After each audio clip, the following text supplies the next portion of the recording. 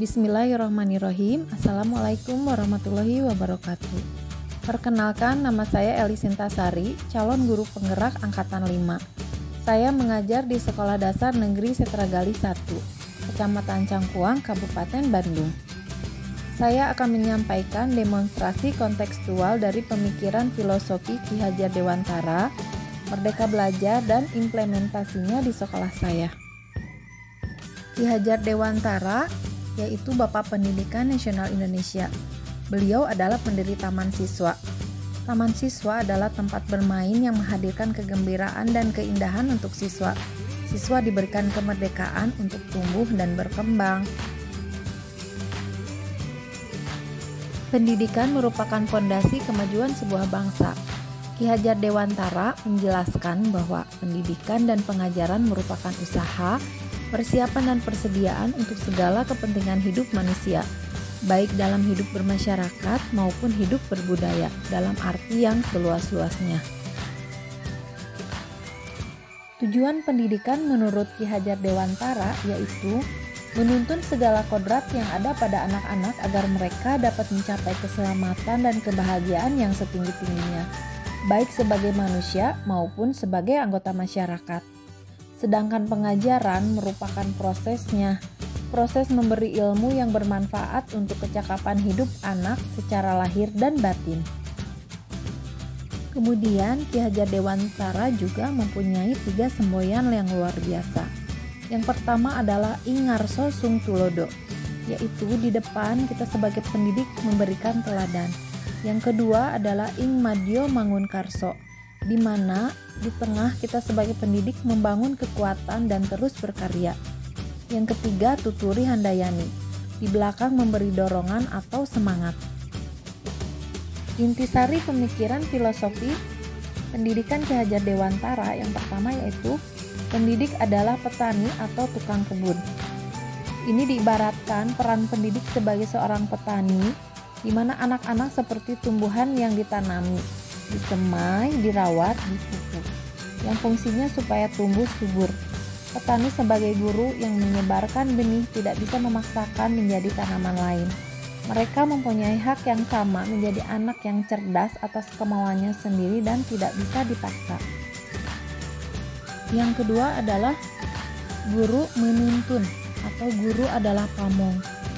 Pendidikan dapat menjadi ruang berlatih dan bertumbuh untuk menuntun dan membantu anak menebalkan garis-garis samar untuk menebalkan pengetahuan, keterampilan, dan memperbaiki lakunya agar tidak kehilangan arah. Guru sebagai pamong yang menuntun dan menemukan kemerdekaannya dalam belajar sesuai minat dan bakatnya. Kemudian selanjutnya yaitu kodrat alam dan kodrat zaman.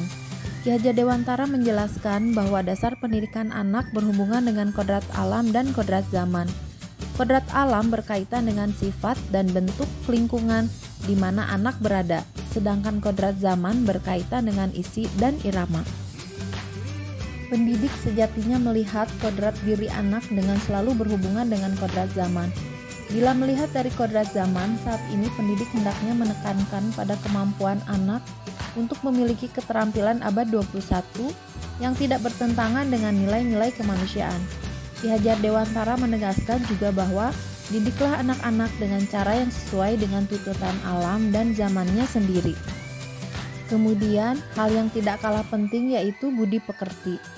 Seorang pendidik harus bisa bergerak dalam upaya memelihara kebudayaan yang bersumber pada nilai-nilai kemanusiaan. Jika peserta didik sudah bisa menerapkan budi pekerti secara baik, maka peserta didik tersebut akan mempunyai karakter yang kuat, sehingga menjadi generasi penerus bangsa yang handal. Budi pekerti ini meliputi cipta, karsa, rasa, dan pekerti. Cipta artinya menajamkan pikiran, karsa memperkuat kemauan, rasa menghaluskan perasaan, dan pekerti menyehatkan jasmani. Merdeka belajar. Seorang pendidik harus bisa memberikan kebebasan kepada peserta didik untuk mengembangkan ide dan pikirannya agar dapat memunculkan kreativitasnya, kreasinya, dan mampu bereksplorasi. Seorang pendidik harus mampu mengembangkan bakat dan minat peserta didik. yaitu dengan kata lain merdeka belajar. Prinsip melakukan perubahan ini ada 3. Yang pertama adalah kontinuitas. Kita tidak bisa melupakan akar nilai budaya. Yang kedua adalah konvergensi. Pendidikan harus memanusiakan manusia. Dan yang ketiga adalah konsentris, di mana pendidikan harus menghargai keberagaman dan kemerdekaan peserta didik. 3 prinsip ini akan menghasilkan profil pelajar Pancasila, yaitu 1.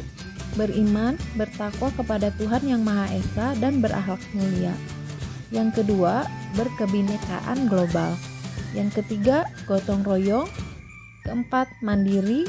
Kelima, bernalar kritis. Dan yang keenam, kreatif. Pemikiran KHD terhadap peserta didik di sekolah, yaitu yang pertama, saya akan menanamkan karakter dan budi pekerti, yaitu berperilaku sopan, santun, dan bertata krama dengan baik. Yang kedua adalah menciptakan pembelajaran yang aktif dan menyenangkan yang berpusat pada peserta didik. Dan yang ketiga yaitu memberikan tuntunan, rasa aman, nyaman, adil, dan rasa senang kepada peserta didik sesuai dengan minat dan bakat peserta didik.